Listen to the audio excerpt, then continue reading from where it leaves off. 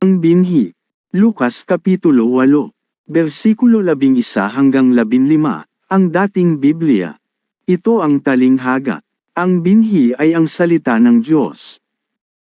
At ang mga sa tabi ng daan, ay ang nangakinig, kung magkagayon dumarating ang dyablo, at inaalis ang salita sa kanilang puso, upang huwag silang magsisampalataya at manggaligtas.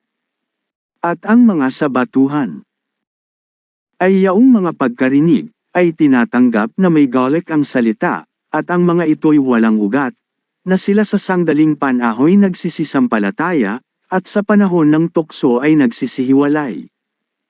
At ang nahulog sa duwagan, ay ito ang nangakinig, at samantalang sila'y nagsisiyaon sa kanilang lakad ay iniinis sila ng mga pagsusumakit at mga kayamanan at mga kalayawan sa buhay na ito, at hindi na nagbubunga ng kasakdalan. At ang sa mabuting lupa ay ang mga pusong timtayman at mabuti, na iniingatan ang salita pagkarinig, at nangagbubungang may pagtitiis.